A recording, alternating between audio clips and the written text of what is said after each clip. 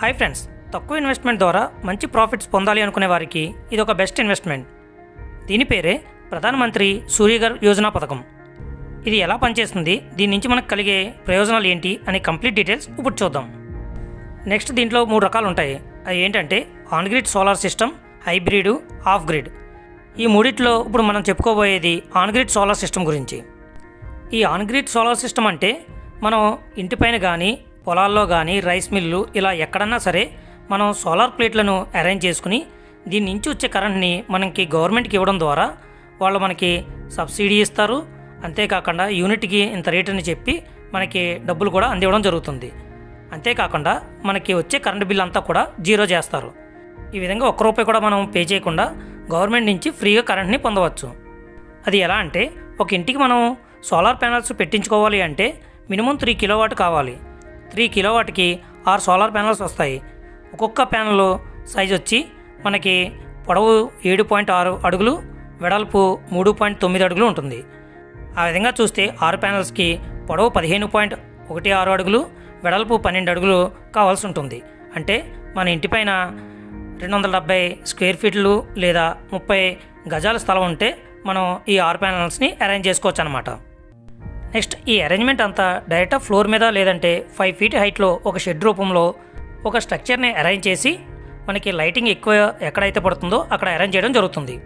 ఈ విధంగా అరేంజ్ చేయడం వల్ల ఈ సోలార్ ప్యానల్స్ ఒక సైడ్ మాత్రమే కాకుండా బోత్ సైడ్స్ అంటే కింద పైనుంచి కూడా మనకి లైటింగ్ని అబ్జర్వ్ చేసుకుని మనకి పవర్ని జనరేట్ చేస్తాయి.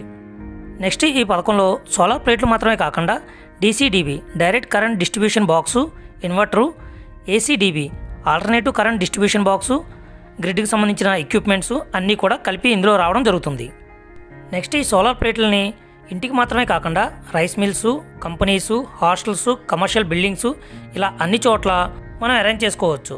ఇందులో 3 కిలోవాట్ నుంచి మీ అవసరాలకు అనుగుణంగా వాటి కెపాసిటీని పెంచుకోవచ్చు. మొదటగా ఈ సోలార్ ప్యానల్స్ మనకి ఎండ ఉన్నప్పుడు మాత్రమే కాకుండా మబ్బు ఉన్నప్పుడు లేదంటే చలికాలంలో మినిమం మనకి వెలుగు వస్తే చాలు ఆ లైట్ని యూజ్ చేసుకుని దాని ద్వారా కరెంట్ని జనరేట్ చేసుకుంటుంది. ఈ విధంగా వచ్చిన కరెంట్ని DCDBకి పంపుతుంది. అక్కడ నుంచి ఇన్వర్టర్కి, నెక్స్ట్ ACDB ద్వారా గ్రిడ్ బాక్స్కి కనెక్ట్ చేసి అక్కడ నుంచి సర్వీస్ వైర్కి కనెక్ట్ చేస్తారు. అంటే మనం ఇప్పుడు మన కరెంట్ని గవర్నమెంట్కి ఎక్స్పోర్ట్ చేస్తున్నాం అనమాట. ఈ ప్రాసెస్లో సోలార్ ప్యానల్ ద్వారా తయారైన కరెంటు డైరెక్ట్గా గవర్నమెంట్కి వెళ్ళిపోతుంది. కానీ దీని ద్వారా మనకి బెనిఫిట్ని ఎలా పొందవచ్చు అనేది చూస్తే, ఎగ్జాంపుల్కి ఇక్కడ 6 సోలార్ ప్యానల్స్ యొక్క కెపాసిటీ వచ్చి 3.3 కిలోవాట్. కానీ మనం యావరేజ్ 3 కిలోవాటే తీసుకుందాం.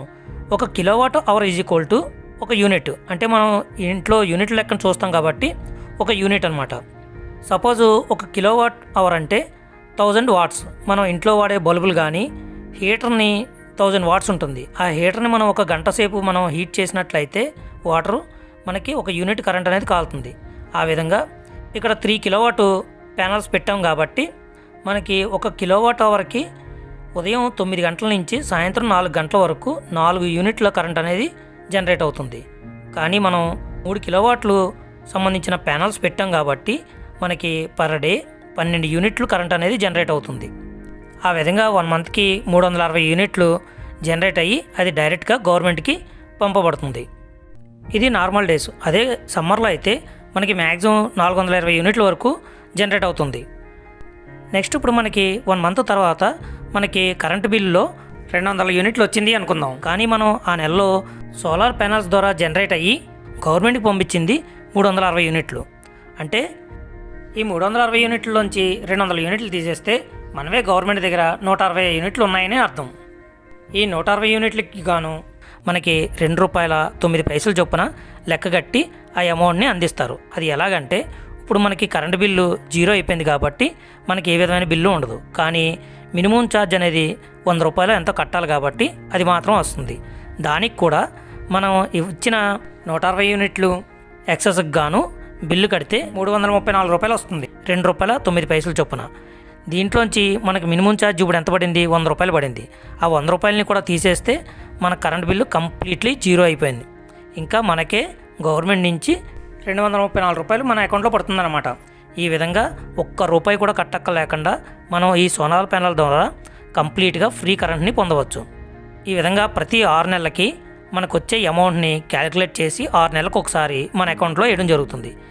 Next example 2. దీంట్లో మనకి ప్రతి నెల కరెంట్ బిల్ వచ్చి 500 యూనిట్లు వచ్చింది అనుకుందాం. దాంట్లో మనం ప్యానల్స్ ద్వారా జనరేట్ చేసింది 360 యూనిట్లు. దీని కెపాసిటీని ఇంకా పెంచుకుంటే మనకి ఇది కూడా 0 అవుతుంది.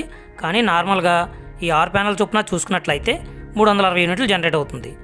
అది కూడా నార్మల్ డేస్ ప్రకారమే, ఇంకా ఎక్కువ కూడా జనరేట్ అవుతుంది. కానీ మనం యావరేజ్ చొప్పున చూసుకుని ఇది తీసుకోవడం జరిగింది. సో మనకి మంత్ ఎండింగ్కి వచ్చేటప్పటికి మనం కాల్చిన 500 యూనిట్లలోంచి 360 యూనిట్లని తీసేస్తారు. మిగిలిన 140 యూనిట్లకు మాత్రమే మనకి కరెంట్ బిల్ అనేది పంపిస్తారు. ఈ విధంగా చూసినట్లయితే మనకి నెంబర్ ఆఫ్ యూనిట్లు పెరిగే కొద్దీ యూనిట్ కాస్ట్ అనేది పెరుగుతుంది. దానివల్ల స్లాబ్ రేట్స్ అనేవి మారిపోతాయి. అందువల్ల ఈ సోలార్ ప్యానల్స్ పెట్టుకోవడం ద్వారా 360 యూనిట్లు కట్ అయ్యి రిమైనింగ్ 140 యూనిట్లకు మాత్రమే మనకి బిల్ అనేది పడుతుంది. దాన్ని పే చేసుకుంటే సరిపోతుంది. Next subsidy. నెక్స్ట్ ఇదంతా అరేంజ్ చేసి కంప్లీట్ అవ్వడానికి సపోజ్ 2,25,000 అయింది అనుకుందాం. దాంట్లో 90% మనకి బ్యాంక్ లోన్ అనేది లభిస్తుంది. అంటే 2,02,500 రూపాయలు బ్యాంక్ లోన్ అనేది అందిస్తుంది.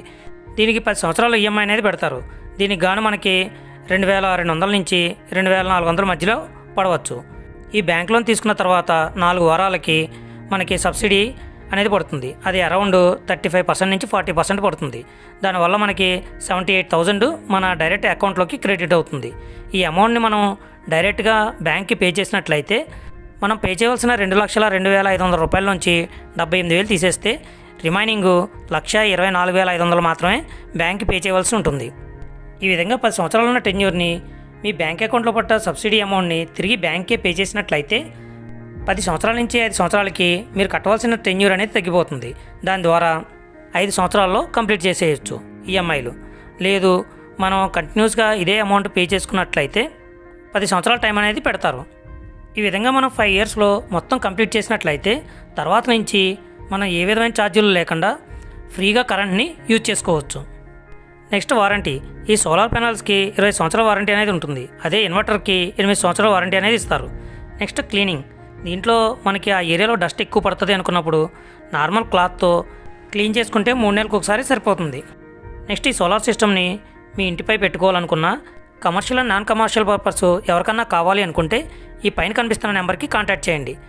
ఇప్పటికీ ఎన్నో ప్రాజెక్ట్స్ చేసిన అనుభవం కలిగిన వీళ్ళు మీ ఏరియాకి వచ్చి మీకు ఎంత కెపాసిటీ కావాలి, ఏ డాక్యుమెంట్స్ ఉండాలి, లోను, సబ్సిడీ ఇవన్నీ కూడా మీకు కంప్లీట్గా చెప్పి అరేంజ్ చేసి రావడం జరుగుతుంది. దీనికోసం మరిన్ని వివరాలను తెలుసుకోవాలనుకున్న వాళ్ళు ఇక్కడ కనిపిస్తున్న నెంబర్కి కాంటాక్ట్ చేయండి. Thank you.